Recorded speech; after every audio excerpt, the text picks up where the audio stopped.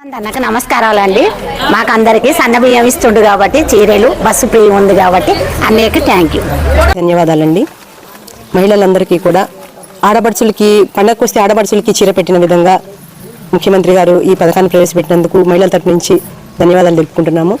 ఈ చీరల పంపిణీ కాకుండా కూడా ప్రతి మహిళను కూడా ఆర్థికంగా పరిపుష్టిగా చేయించి కోటి మందిని కోటీశ్వర్లు చేయాలని దృఢ సంకల్పంతో ప్రభుత్వం ఉన్నది. అందుకు మేము మహిళల తరపు నుంచి ధన్యవాదాలు చెప్తున్నాము.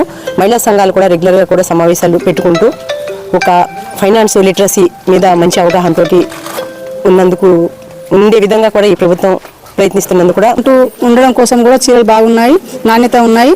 ఇంకా మహిళలకు చాలా రకాలుగా అభివృద్ధి చెందడానికి ప్రభుత్వం పెడుతున్నటువంటి సంక్షేమ పథకాలు చాలా బాగున్నాయి.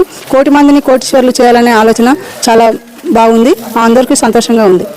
రేవంత్ అన్నకు చాలా థ్యాంక్స్. మహిళలందరినీ కూడా ఎక్కువ మొత్తంలో ముందు పెద్దపీట వేస్తున్నందుకు మాకు అందరికీ కూడా గర్వకారణంగా ఉంది. ఇందిరా మహిళా శక్తి భాగంగా ఇక్కడ చీరలు పంపిణీ జరిగింది. చీరలు అనేది అందరికీ ఉన్నాయి, కాకపోతే అది మహిళలకు గ్రూపు మీటింగ్ పోయినప్పుడు ఒకే తీరుగా ఒకరు ఎక్కువ ఒకరు తక్కువ కాకుండా అందరికీ ఈక్వల్గా సమానంగా చీరలు మంచిగా ఉన్నాయి. చీరల క్వాలిటీ కూడా బాగున్నాయి. జై రేవంత్ అన్న బాగుంది. రేవంత్ అన్న పాలన బాగుంది.